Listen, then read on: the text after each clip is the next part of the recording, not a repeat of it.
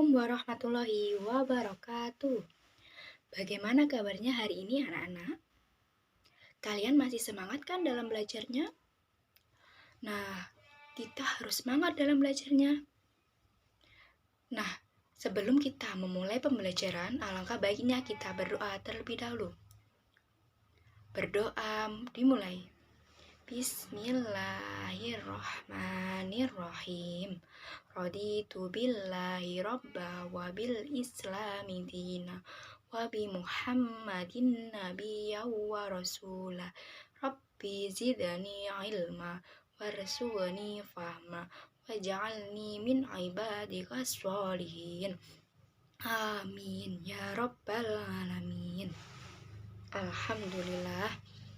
Nah, sebelum kita memulai pembelajaran, Ibu akan mengisi kehadiran terlebih dahulu ya. Nanti kalau Ibu panggil silahkan mengangkat tangannya dan berkata hadir begitu ya. Oke, untuk yang pertama, Adinda Putri Dinata. Baik. Kemudian Indana. Baik. Kemudian Muhammad Rizal Hidayatullah. Baik. Kemudian Jangki. Baik. Alhamdulillah ya, hari ini kita masuk semua. Nah, sekarang kita memulai pembelajarannya ya. Kemarin kita sudah belajar tentang apa? Iya, betul, tentang sedekah. Nah, untuk hari ini kita akan lanjut belajar tentang materi tentang infak. Nah, sekarang coba kalian lihat bukunya halaman 39. Coba kalian lihat terlebih dahulu. Sudah dibuka bukunya halaman 39? Oke, kalian terlebih dahulu. Ibu akan menjelaskan ya. Nah, siapa yang sudah tahu pengertian infak? Ya, infak itu adalah berasal dari bahasa Arab, yaitu nafaqah, yang berarti membelanjakan atau menafkahkan. Infak menurut istilah syariat Islam adalah menafkahkan atau membelanjakan sebagian harta benda yang dimiliki di jalan yang diridhoi oleh Allah Subhanahu wa taala. Nah, dasar atau dalil berinfak juga dijelaskan dalam Al-Quran dan Al-Hadis. Dalam Al-Quran dijelaskan dalam surat Ali Imran ayat 92, yang artinya, kamu tidak akan memperoleh kebajikan sebelum kamu menginfakkan sebagian harta yang kamu cintai, dan apa yang kamu infakkan tentang hal itu, sungguh Allah Maha mengetahui. Kemudian diriwayatkan dalam Al-Hadis yang diriwayatkan oleh Imam Bukhari dan Imam Muslim, yang artinya, berinfaklah wahai anak Adam, engkau akan dibalas.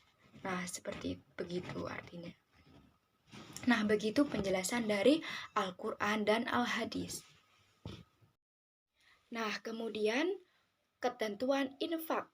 Hukum infak yaitu sunnah muakkad atau sunnah yang sangat dianjurkan. Kita oleh Allah sangat dianjurkan untuk berinfak. Namun kita dalam berinfak kita harus menggunakan sesuatu yang baik. Kita tidak boleh memberikan orang lain dengan sesuatu yang tidak baik. Nah, untuk macam-macam hukum infak ada 4, yaitu yang pertama infak wajib. Infak wajib itu contohnya seperti membayar zakat, menafkahi istri. Kemudian yang kedua, infak sunnah. Nah, infak sunnah ini seperti infak untuk menolong orang yang terkena musibah, infak untuk perjuangan di jalan Allah. Kemudian untuk infak yang ketiga yaitu infak mubah. Infak mubah itu ada hadiah, dan ada hibah. Kemudian yang terakhir yaitu infak haram. Nah, untuk infak haram ini tidak sangat dianjurkan ya, karena ini bukan sesuatu yang baik. Contohnya seperti infak seorang non-muslim untuk menghalangi syariat Islam. Kemudian ada lagi infak bukan karena Allah. Nah, kemudian ada rukun infak. Rukun infak itu ada 4 macam. Untuk yang pertama yaitu pemberi infak atau munfik. Yang kedua, penerima infak atau munfik lahu. Yang ketiga, barang yang diinfakkan. Dan yang terakhir, yang keempat, yaitu penyerahan atau ijab kabul. Nah, kemudian ada syarat infak. Syarat infak yang pertama yaitu syarat infak untuk munfik. Syarat infak untuk munfik yaitu orang yang memiliki harta berlebih. Kemudian infak secara ikhlas karena Allah. Dan tidak boleh menyebutkan seberapa yang kita infakkan. Nah, kemudian syarat barang yang harus diinfakkan. Yang pertama yaitu harta yang boleh dibelanjakan. Kemudian yang kedua terpilih, dan yang ketiga harta yang boleh diperjualbelikan. Kemudian yang terakhir yaitu tata cara infak. Nah, tata cara infak itu harus sesuai dengan ketentuan yang dianjurkan oleh Rasulullah, baik bagi pemberi infak maupun penerima infak. Karena infak itu merupakan perbuatan yang sangat terpuji dan banyak keutamaannya. Nah, maka dari itu kita harus mengetahui bagaimana golongan orang yang berhak menerima infak dan golongan orang yang tidak berhak menerima infak. Nah, untuk yang pertama yaitu golongan penerima infak. Golongan penerima infak ada 5 macam ya. Untuk yang pertama yaitu ada orang tua, kemudian yang kedua saudara terdekat atau keluarga, yang ketiga anak yatim, yang keempat fakir miskin, dan yang kelima yaitu orang yang sedang dalam perjalanan atau musafir. Dan kemudian yang kedua yaitu orang yang tidak berhak menerima infak. Ada apa saja? Nah, yang pertama yaitu orang kaya, kemudian orang yang masih mampu bekerja, kemudian non-muslim yang memusuhi umat Islam. Kemudian ada juga murtad, yaitu orang yang keluar dari agama Islam. Nah, itu tadi penjelasan dari Ibu Guru. Sekarang coba dilihat lagi bukunya, dibuka halaman 40. Silakan dilihat di situ ada seorang bapak dan anak yang sedang pergi ke masjid. Mereka memberikan infak untuk pembangunan masjid yang belum terselesaikan. Coba kalian diskusikan kepada teman sebangku kalian. Dan juga kalian diskusikan, berikan contoh penerapan tata cara berinfak dalam kehidupan sehari-hari. Satu saja. Baik, kalian paham? Didiskusikan dengan teman sebangku ya. Baik, kalau paham silahkan dikerjakan terlebih dahulu. Nanti kalau sudah, silahkan maju ke depan dan kalian jelaskan di hadapan teman-teman kalian ya. Nah, Ibu beri waktu ya. Kalian diskusikan terlebih dahulu dengan teman sebangkunya. Nanti kalau sudah, langsung saja bilang ke Ibu ya.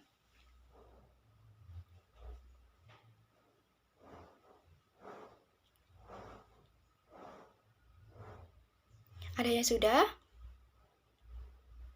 Iya, silakan. Dinda dan Indana menjelaskan ke teman kalian. Silakan maju ke depan dan menjelaskan di hadapan teman kalian. Bagaimana contoh penerapan infak dalam kehidupan sehari-hari?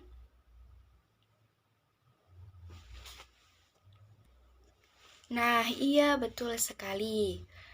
Contohnya yaitu kita memberikan infak untuk anak yatim berupa bisa makanan, terus ada pakaian, itu juga boleh.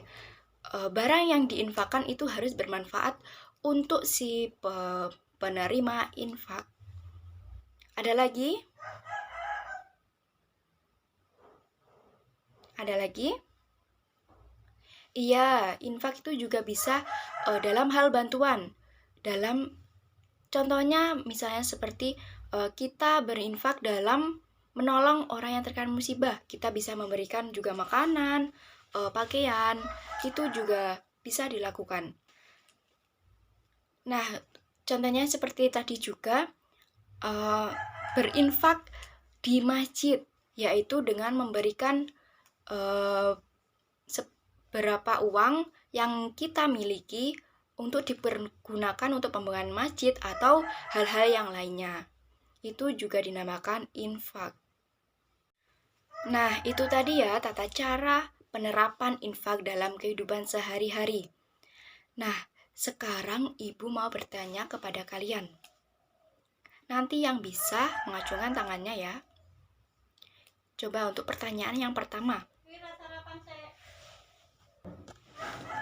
Yang pertama, infak berasal dari kata bahasa Arab yaitu, siapa yang bisa langsung mengangkat tangannya? Baik, apa? Dinda?